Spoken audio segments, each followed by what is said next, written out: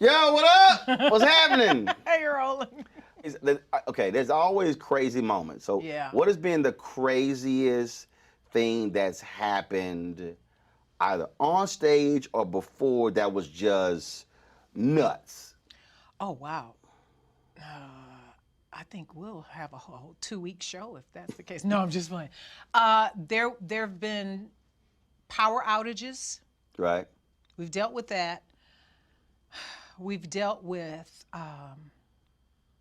tour buses breaking down. We've dealt with accidents on the road that prohibited us from getting from one place to another, and so we wind up, because you know me, I'm gonna always be where I'm supposed to be all the time, because I mean that comes from, you know, just anything media communications. What do they teach us? No, you're there before time, because if you get there on time, you're late. There you go. That's what they teach us. There you go. Because anything could break, you know. That's true. So Yeah, that's right. that I've had. I've never had a wardrobe malfunction that was like, she's exposed. Never had that. You know, a zipper in the back or something like that, you know, dressing or something. It's always happened before stage. But on stage, we've had power outages. We've had, oh my gosh, an amp blowout or something like that. You ever had that? What happened to Patti LaBelle at they had the National Tree Lighting Ceremony? You seen that video?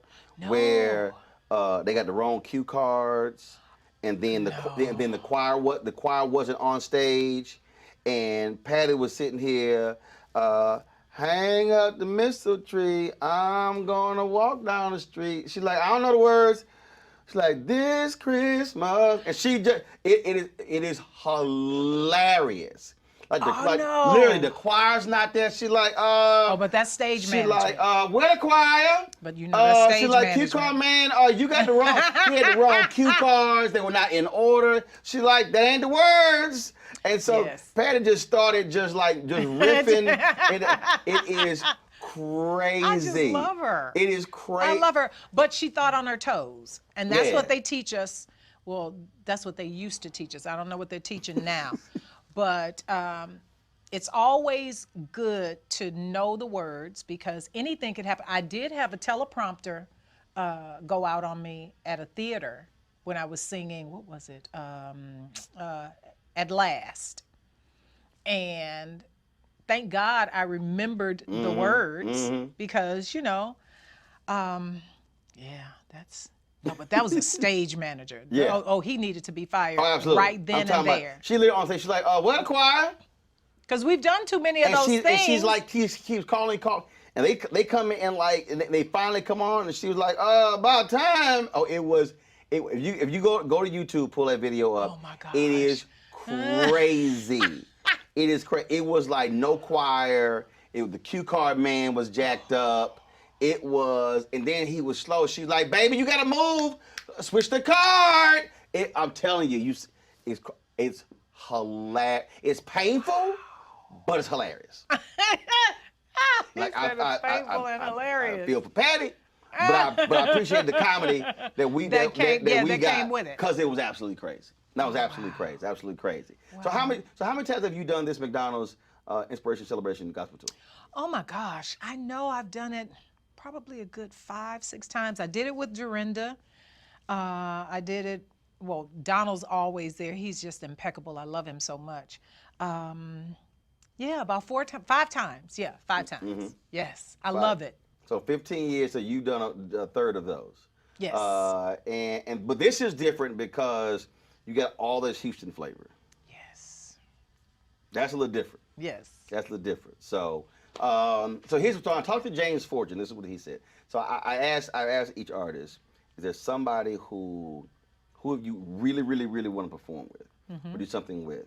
And James Fortune said, you. I'm like, well, dude, what's the problem?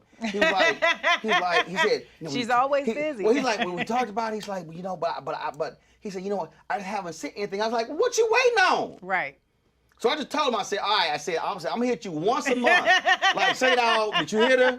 Did you hear her? Because it's like Lester Love. Lester Love, when he did that, you know, those riff on love songs. Yes. I've been hitting Lester for 5 years to say, bro. Tell him to do I'm like, bro, when you gonna do this album? What's up? Yeah. Like I sent him a video today going, say, bro.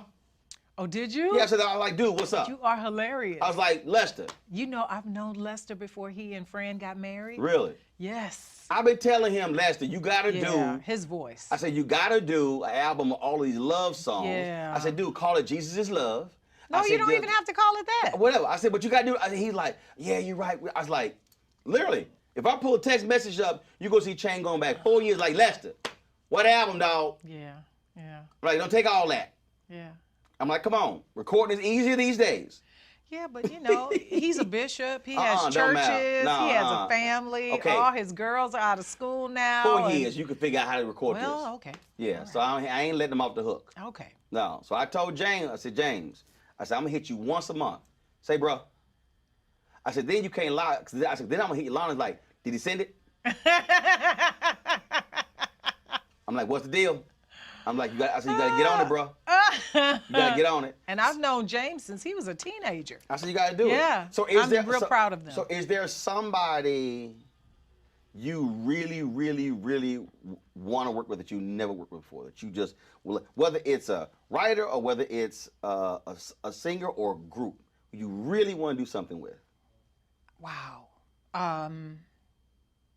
Stevie and I have talked about some stuff. Okay. And I definitely want to do something with Tremaine. Now, I've honored her several times. Right. We've been in, across the pond together and the Bahamas, all the islands together. And she is really one of my favorite people in the whole wide world, not just music. Right. But because she's just an all-around good person. And she has taught me so many things through the years that I've kept with, raising Taylor, and, with the music, making sure that music does not outweigh family, and that I'm not so, what's the word? I'm not so hard on myself when I have to leave. And that was before she was, a senior in college. Right. She's grown now. She's grown. Like, graduating. Can you imagine? You're like, I'm gonna holler at you later. You gotta keep your No, crib. that's what she's telling me. She's like, when you leaving? That's what she's telling me. It's like, I'm good. But yeah, I just love Tremaine. So yeah, my first person would be Tremaine. And, if Stevie wants to, he can produce and write for me and Tremaine. And I think we do it a trio thing. Well, you already know what we're waiting on. We got to make sure COVID practices are, are right, because we got to get in the same room together. Well, they got plexiglass. They got stuff. I know, and Terry and Jimmy and I, we work together like that anyway. Got it. And so I know they would be happy to do it as well. Because see, Brian Courtney Wilson said that his dream is do something with Stevie. Yeah. So I called Stevie and left him a voicemail. Then we sent a video. Then Stevie hit me back. So I was like, all right, Brian.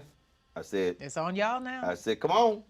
Because see, when I talked to Johnny Gill, so I asked I love him so much. I asked artists all this, and he said Aretha had agreed to do something. Yes. They had talked. She's like, I would be honored. And Johnny said, I never follow up. I was like, yeah. He said, man, I'm kicking myself. I never did. So I tell everybody, like, do it. Don't sit here. Rance Allen, when I interviewed him, he said, I would love to do something with Eddie Levert. So I called Eddie. And I was like, Rance, Eddie. He's like, are you serious? I was like, hey, bro, you said that's who you want to do something with? Yeah. I said, so I called him. But you talking about all my favorite people. I'm like, what y'all want to do? You're talking about all my favorite people. I just don't believe in, my dude's like, go for it. Don't wait. Yeah. We get busy, whatever. I'm like, let's figure it out. Let's go in. Let's make it happen. I know that's right. Yeah. Because truly, no day is promised. Things change. We all get busy. I'm like, no. That's why. For real. That's why I've been riding Lester. I'm like, Lester, you gonna do this. I know. You gonna do this, Lester. Yeah. I know he probably got. I'm like, he like, this fool sent me a text again. He's like, he sent me a text again. Every time I send me Essence, I'll be like, oh yeah. Well, he rules Essence. I don't even say, hey, I go. You know there's something wrong with you. That's the for look. real.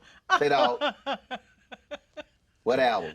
I said, I'm tired of listening to that YouTube video. Yeah, I That 7 minute, know. 11 seconds a YouTube video of your compilation. I'm like, what album at? Oh, I'm telling him, I'm going to hit him. Oh, wow.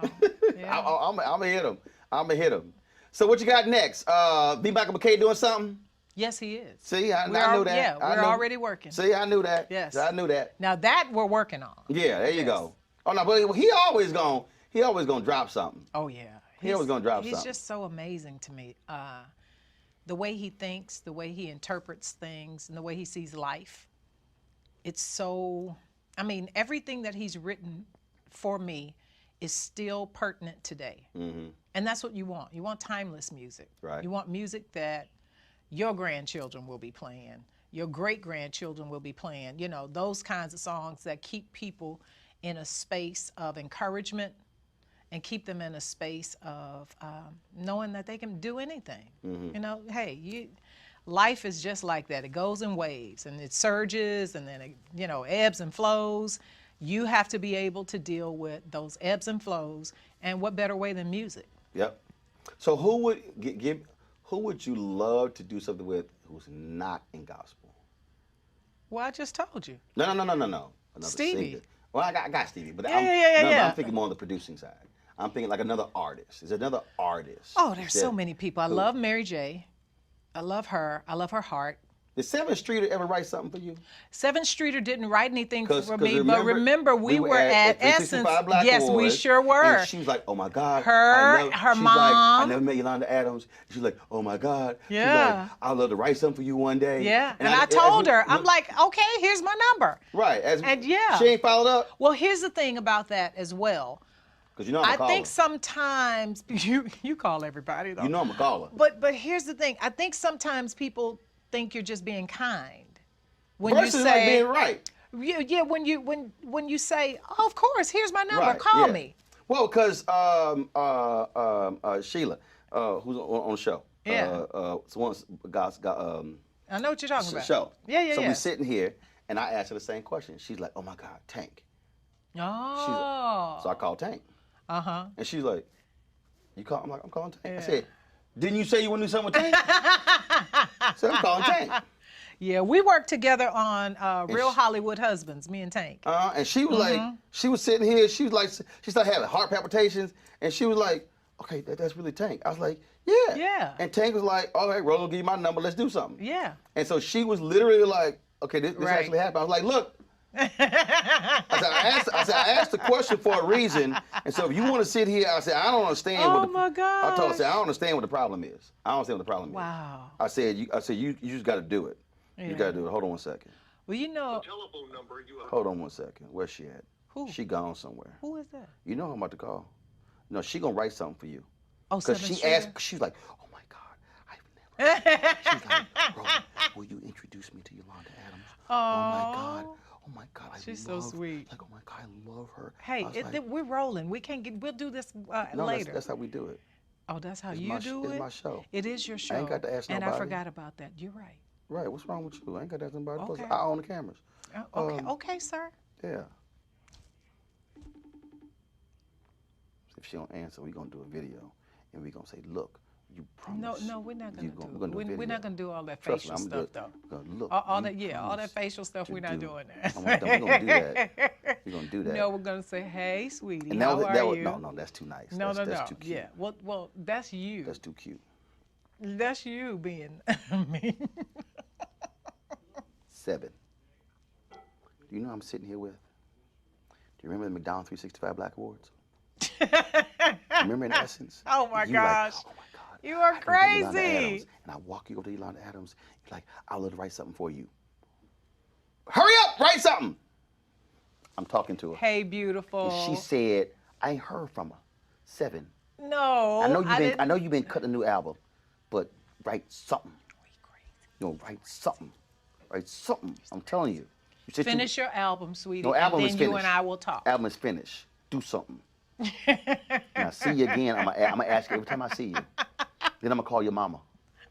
I'm gonna call your mama too. Oh, I'm gonna please call tell all your Mama I whole said family. hi. Okay, so get on it. Write something. You are funny. Matter of fact, Write something the next 24 hours and text her. Don't do that. Don't do that. Do it. Take your time. No, I'm gonna call you Take your tomorrow. time.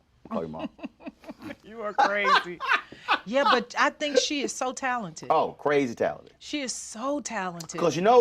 So she switched labels and she's now more in control of the whole piece. Yes. So she and I had a conversation in Florida, and we were talking about, we were talking about me, I had my own media company, owning my show. Yeah. And then what it's like having to be in control of all of it. Not just, oh, you just sing. So the whole piece. So we had a great conversation about how she now looks at stuff in a whole different way. Oh, you have because to. she's operating as a CEO. And you have all these people that you're responsible for. Yeah. Yeah. You know, whereas you may have had a handful of people as an artist. Right. But now you are the corporation. Yeah, that's right. That's right. So it was a very interesting conversation talking to her about that and how that's going and how that's developing.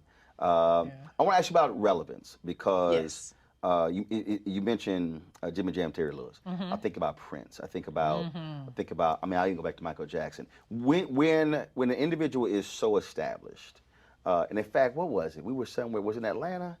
I think it was in Atlanta. Harvey Armstrong wanted you to sing. Harvey, I love him so much. That is one of my best friends in the world. Harvey wanted you to sing, oh my God, My Liberty. And you were like, look, Harvey. Yeah. Now they have a whole lot of songs. He's like, I don't care. Exactly. Remember that? And he was just going on, and you're like, look, I done had this hit. But that's also part of the deal where the audience sort of locks you in. And so talk about how hard it is where you still want to do new stuff. But the audience is like, hey, okay, fine. All right, you've seen one of them, but then I want to hear all the rest of the stuff. Because Prince talked about that. Yes. And he fought that for the longest until finally it was like, you know what, I got to sing the hits. I can mix in some other stuff. Yes. But that's hard when the fans lock you into just, no, don't stay here. Don't do anything new. Just stay here. Well, that's one of those things that Tremaine taught me a long time ago. She said, you will always be known as the My Liberty little girl, the Battle Is Not Yours young woman, and the Open My Heart grown woman. And so you're going to have to learn how to navigate every concert, because every concert has its own different flavor. Right. You know, a concert at Carnegie Hall is different from a concert at First Baptist in Roanoke, Virginia. So you have to know the difference. And the beauty is that the songs that people want to hear are the songs that live forever. There you go. So learn how to strategically place those songs, you know, start with something that they know so the whole audience can sing.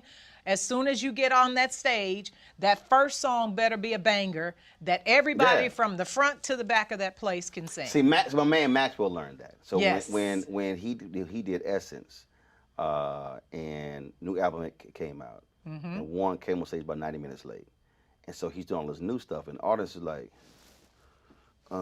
we don't know what none of this stuff is, and it was, and so the only song we knew was Pretty Wings. Yes. And the audience was like, and like no one's really moving or whatever. It was, and I remember it was all these pieces that were written the next day about how the audience wasn't feeling it. So that was in July. He did the Tom Joyner family reunion at the end of August, September. Did a completely different show. Came out there, mixed in them urban hang suites. So, but because it was like, yo, we gonna figure out the new stuff, but we better play something we know. But I mean, it's just like radio. Yeah. It's just like radio, especially morning drive. People don't, for some odd reason, they want what they're familiar with. Yes. And so when you know your audience, Yeah. you can guide them along your new path. Right. But you've got to entice them with what they're familiar with. Right.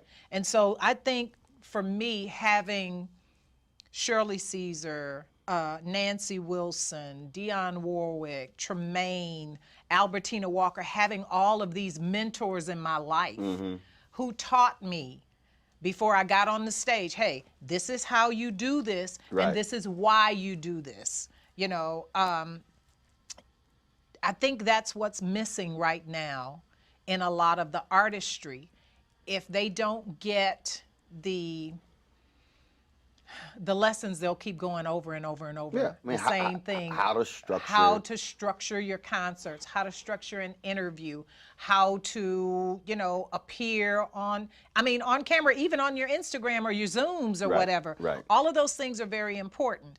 And artist development. Well, that's what we had back in the day. Mm-hmm. And now they're finding out that you need artist development. Absolutely. Because now a lot of these kids are their bedroom TikTok sensations, but they're stage failures. Yep. Because it is totally different. Different beast. To have 3 ring lights, 2 cameras, and you're in the comfort and safety of a room that you grew up in. Right. As opposed to a stage where you may have, of course, post-COVID, you may have 500 people in the audience, but those are 500 people that have never seen you. They don't know what you're doing. Right. And then you don't have the comfort of moving and navigating the stage. I mean, it was like when Van Jones and I had this conversation when we joined CNN. He's like, everybody think they can do this. And I was like, no. And he was like, yo, this is no joke. No. And so I would sit here, and I was like, all right, I saw your segment. She whooped your behind. Yeah. Like, what were you doing here? Right. Why'd you go here? Why'd you say that? Right. You were long-winded. What would happen? And so breaking down the segment and literally training. No. Watch the camera angles. Watch your hand position. Watch how you sit. Watch how you turn. Yes. Watch how you. So understand it. It's for me. I call it craft development. You have to actually study the craft. Yes. And that's probably the one thing that drives me crazy the most. Not just in media, but in any profession. When someone doesn't study the craft. You may know how to sing. You may know how to report. You may know how to read the teleprompter. But have you studied the craft to understand tone, voice inflection, to understand, do I come in hot? Do I come in low? I mean, all of those different things that truly, same thing in sports, the people who study video and understands how to put things together. It's studying the craft. Oh, it's and very perfecting important. the craft. It's so important because no one wants to hear you speak at a level of, and in Bangladesh, so on, so on, so on. So you go there. Right. There has to be this interest of your content, first of all. How can you be serious but then be funny? There you go. Exactly. How can you be deep and philosophical but then also be playful? I mean, yes. and knowing when to do it. Facial expressions. Yes. How to throw a certain look. I mean, all of that sort of stuff like that. And you're right. It's not taught. And so what it requires is for someone to want to say, yo, I just want to see it. I just want to watch you. I just want to study you. I just read an article on Regina King, and there was a movie. She was an actress, and they were shooting it. And the director realized she was like on set constantly, even when she wasn't shooting that day. She wasn't shooting. But she was studying the director the entire time. Yeah. And now what is she doing? Boom. Directing. Right. Now one of the hottest directors, but it was no. That's why I tell millennials and Gen Z folks who work for me, if I'm not talking to you, don't grab your phone and start scrolling through on social media. Listen to the conversation I'm having with him or her, so you're also learning from that conversation. Yeah. And that's I think that's one of the disappointments for me. If I'm in a room with this 40 years of experience and I'm, as the kids say, spitting knowledge, and the first thing you want to do is text, I'm in the room. Right. But you don't understand that texting that at the time that I'm speaking, you could lose just a wealth of knowledge by, because this is intimacy that you ain't gonna get no more. Precisely. And you don't know how often you're going to have those conversations. Case in point, every time I was in the room with Cicely Tyson, I would come near her and I would shut everything down, shut everybody down, and I'd just listen. Thurgood Marshall died. I interviewed Barbara Jordan, Oh, and gosh. I got this is the only time I got a chance to interview her, Wow. and she said there was nothing like going to meet with him and just sitting at his feet and learning. That's what she said. I'm telling you. I'm telling you. So whenever you get a chance to listen from the greats, hear, just even if it's a story about ice cream and walking down to the corner store or something, you can find a pearl of wisdom in that, because that's how they talk, you know, or how we talk as we get older. Right. Because you have to connect it. Yep. You have to connect it to the real life experience. And I hope that someone says that I've done that for them, because I try to do that for Jacqueline Carr, Anita Wilson, you know, Kiki, all of them, you know. But it's also you still being able to learn from other greats. This would be the last question for you. I was at Jeffrey Osborne golf tournament. Oh yeah. Massive storm comes through. We get rained out. So we're sitting in the clubhouse. I mean, I'm talking about massive storm. So we're sitting at the table, and Ahmad Rashad is sitting here. Ed Levert is sitting here. Barry Bonds is sitting here. Sugar Ray Leonard is sitting here, and I'm sitting here. And so I bring up something that happened at one of Oprah's events with Eddie. Then Eddie started talking. But then Eddie starts talking about how him watching me and like, man, dude, he said, man, your knowledge. So this ends up into this greatness conversation. Oh, man. Where Ahmad Rashad is talking about what it means to be a great football player. Barry Bonds says, I could teach a dude 2 out of the 10 things to make him a great hitter. I can't teach him all 10. Sugar Ray starts talking, and then we're sitting there. Then Sugar Ray goes, "Well, you've been a great boxer." I was like, "And what are you talking about?" He said, "Oh, they said last night we were on stage." He said, "I was in awe of your dancing." He said, "I was looking at your footwork," and he was like, "He said, man, he said, I thought you. He said you were gonna fall." He said, "A guy your size," he said, "you were just flowing, you were spinning, and you were going this way." He said, "No, you've been a hell of a boxer." I'm like, I said, "Yeah, but you got to get hit." Yeah. But it was crazy. Yeah. So here we are on stage just dancing, and he's looking at footwork. And going, and he said, because that's really strong boxers had great footwork. Yes. And so this whole conversation was just about, and so then like I forgot, one of those asking me, okay, so like when you're on television and when you're doing this, what do you do? And so we were just having this whole conversation about what makes us us in all of these things. It was crazy. And think about the common factor is that you all did something that made you stand above everybody else. Yeah. Because there are a lot of people who, come on, graduated from college in communications and went on and got their master's or whatever, but it took more than that, because once you got okay, you can't be on this show anymore, and you'd like, all right, I'll buy my own cameras. There you go. I'll build my own media company. I'll do this. And that's what I was telling someone. Well, you're not on the radio. Well, yeah, I'm still there because it's the Yolanda Adams Radio Network. Right. See, they don't understand that. Because and that's where being caught up. It's sort of like in the music game. Those who are caught up in, I'm on a label. Yes.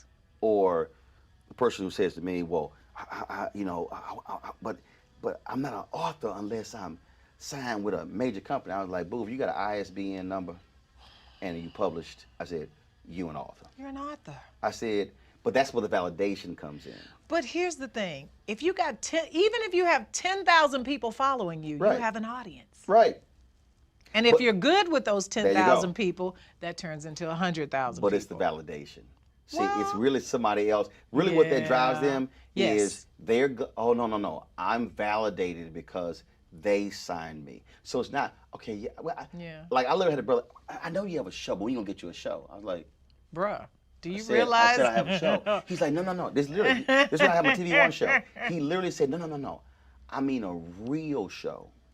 So he thought that because He you said were like not, CNN. yeah. He literally said like But CNN and it's like, MSNBC. He said a real show. Not realizing we shot the show. Yeah. We contracted with the NBC News Channel. Yes. I said, and dude, all of the money goes to y'all. I said, dude, we're sitting in the same studio Exactly. as Brian Williams when he comes to town. Exactly. I said, but for him, it wasn't it's real. mental.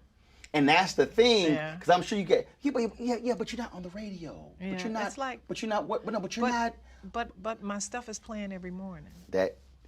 It is the hard. I had a woman know. tell me, "Oh my God, I watch you all the time in the morning when you on television." I was like, "Well, boo, I'm still I've had on my show television for the last 3 years." Right. I'm And still she's on like- television. She goes, "Yeah, but you're not on television." I said, "No, actually, Yes, I am." I said, "All you gotta do is play the app on your TV." Right. I said, Exactly. "It's the It's the same thing. And she's like, "What?" I said, "It's the same thing." It's the same thing, no middleman. She could not. I know. And I told her, I said, for 3. She's like, for 3. I said, baby, I've been every day, Monday through Friday, for 3 years. Yes. She's like, I No, can't no, believe no. that. 3 years successfully. Right. But she could not. She was just like, but when you get back on TV, I'm like, baby, all you gotta do is click the app. I'll be on your TV tonight. I told her, we were in Atlanta airport. I said, download the Black Star Network app. I said, boo, you'll see me tonight on your TV. Exactly. On your TV That's all you gotta or do. your phone, wherever you I want. said, that's all you gotta do. That's all you gotta do. She was just. But you know, it's so interesting because Issa Rae was just, I saw her on, I think, who was it? Tamron Hall. Issa was saying that people were thinking, they thought once they saw Insecure on TV, that was where she, that's how she blew up. But Right. she had blown up way before that because she had 2 series on YouTube. Yes. And she made the money from YouTube Right. to do what she was doing, and that's where all the eyeballs Right. started coming up. But here's the thing about misconceptions, lack of knowledge, especially right now in the climate that we live in. You are your best representative. I call it Me Inc. Yes.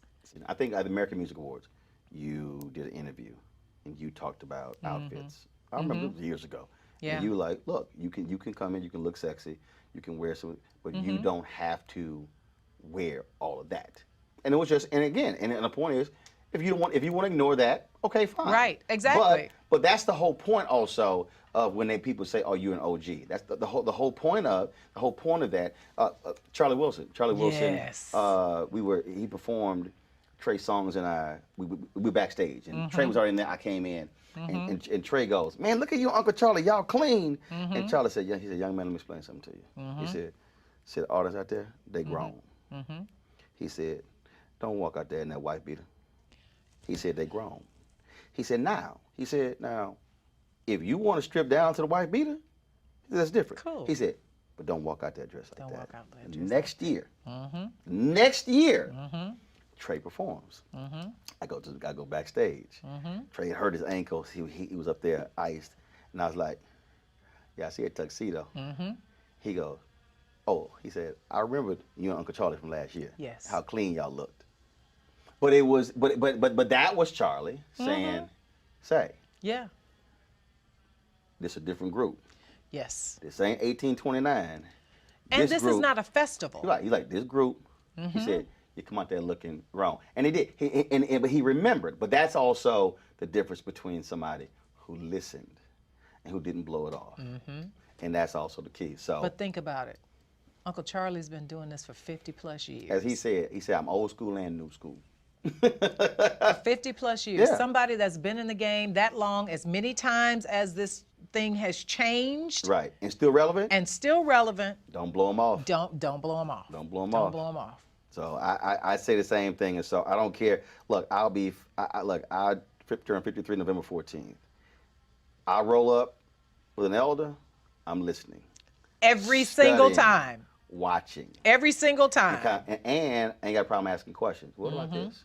What about that? And so that's taking advantage of the opportunity. Always good to chop it up with you.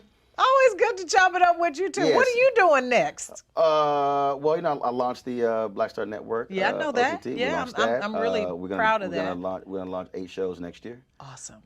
So we are locking all that down, and so just building that. Good.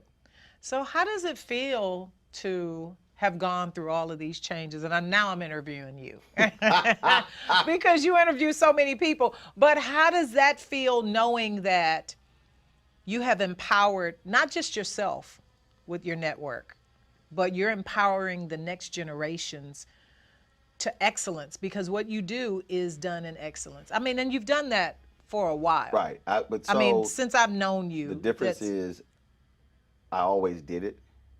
The difference now is I'm in complete control. Yeah. So even when I had the TV One show, I put people on. Well, I knew that. To get an opportunity. Remember, we were in D.C. Right. But that you and Spike. Absolutely. Yeah. Do CBCF. But that was always the goal. Right. So when you see Tiffany Cross on MSNBC, I put her on the. She was a journalist, but when she started doing the on-air stuff, I put her on first. Yeah. So my whole deal was provide somebody an opportunity. So this time, but that was somebody else's platform. Yeah. That was, so I couldn't give them a show. Right. Right. I couldn't market them. I could put them on the show I had, but all I had was that 2-hour show. Now I can actually say, no. We're going to create a separate show for you. Yes. So that's what's the 2 words I've always had since the moment when I was at Yates School of Communication and left. Yeah. 2 words that I've got in my whole career: freedom and flexibility. Yes.